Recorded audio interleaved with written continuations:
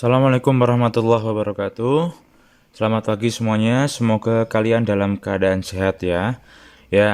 Hari ini kita akan melanjutkan pertemuan kemarin. Kita kemarin sudah belajar mengetahui sedikit apa sih tentang teks percobaan. Laporan percobaan itu teks yang bagaimana. Kalian juga sudah mencoba mencari tahu dan menyimpulkan. Tentu kalian sudah menyimpulkan di buku tulis kalian apa sih teks laporan percobaan itu. Nah, hari ini kita akan mencoba membahasnya. Kita simpulkan bersama apa itu sih teks laporan percobaan. Ya, teks laporan percobaan ya. Ya, kita dapat simpulkan bahwa teks laporan percobaan itu adalah teks yang menjelaskan tentang sebuah percobaan. Ya, baik itu karya ilmiah ataupun laporan praktikum. Jadi berupa hasil penelitian bisa jadi seperti itu ya. Jadi karya ilmiah, jadi karya yang ilmiah maka isinya di, termasuk non fiksi ya, tidak fiksi. Fiksi itu kan rekaan atau pura-pura. Kalau karya ilmiah maka ini harus ilmiah, harus ada teruji klinis dan lain sebagainya. Maka ini sangat penting. Mungkin ini kalian bisa temui di praktikum-praktikum IPA. Di bahasa Indonesia ini kita latihan mencoba laporannya atau teksnya yang valid itu yang bagaimana, yang benar yang bagaimana. Berikutnya, ya kita belajar tentang struktur teks laporan percobaan. Ya, strukturnya ada dua. Yang pertama ada pernyataan umum. Berikutnya, yang kedua ada uraian. Jadi ada dua struktur di teks laporan percobaan. Berikutnya, kerangka uraian dalam teks laporan percobaan. Yang pertama, misalnya kita ini sedang melakukan penelitian mencari buah-buah apa, buah yang berisikan listrik atau daya. Jadi mungkin nanti bisa kita gunakan untuk sebagai pengganti atau pengisi baterai bisa dan lain sebagainya. Kita mengetahui buah-buah apa sih yang mengandung listrik, gitu ya. Yang pertama, harus apa dulu uraian kerangkanya ya untuk membuat laporan percobaan. Yang pertama itu apa yang ingin saya temukan. Jadi harus ada permasalahan dalam kepala kita untuk melakukan percobaan. Misalnya, buah-buah itu tentu mengandung banyak hal, misalnya vitamin dan seterusnya. Pasti tidak luput dari listrik misalnya. Harus ada permasalahan itu.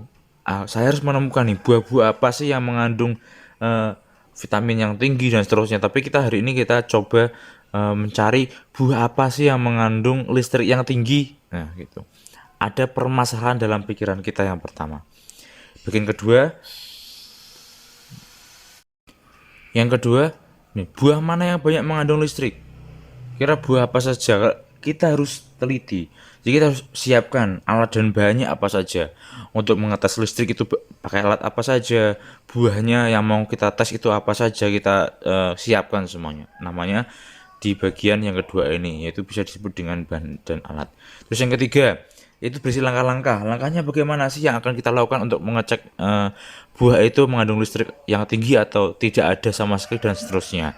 Ada langkah-langkahnya, misalnya mengumpulkan beragam buahnya, menghubungkan buah dengan sensor voltage, ukur voltage dengan catat hasilnya dan seterusnya. Banyak langkah-langkahnya.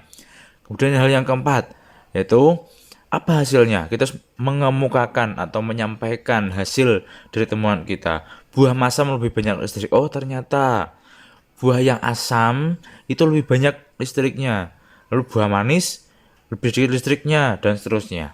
Itu dari hasilnya. Yang terakhir adalah yang bagian kelima, yaitu apa artinya atau simpulan dari percobaan kita.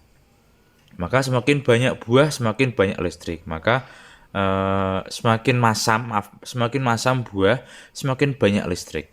Begitu ya. Jadi kandungan listrik buah itu bermacam-macam. Tadi di hasil kita temukan bahwa buah yang masam itu lebih banyak listriknya. Maka semakin masam buah tersebut, maka semakin banyak kandungan listrik dari buah tersebut. Ini contohnya ketika kita membuat teks percobaan. Kalian bisa simpulkan di buku tulis kalian, kerangka uraian tadi bersiapa saja 5 hal tadi, silahkan tulisnya. Pertama apa, 2, 3, 4, dan 5. Ya, ada 5 tadi kerangka uraiannya. Kalian bisa catatkan di buku tulis kalian, apa sih kesimpulan dari uraian tadi. Yang pertama apa, kedua apa, dan penjelasannya.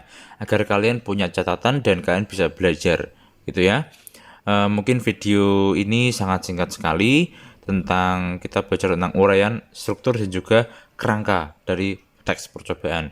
Kalian bisa mencari materi dari sumber yang lain.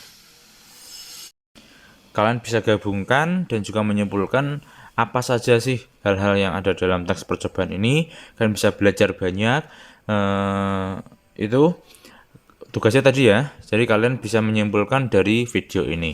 Uraiannya, strukturnya tadi dicatat, terus uraian kerangka dari percobaan itu apa saja. Kalian bisa teruskan 5 hal tadi. Sudah itu. Terima kasih. Kurang lebihnya mohon maaf. Wassalamualaikum warahmatullahi wabarakatuh.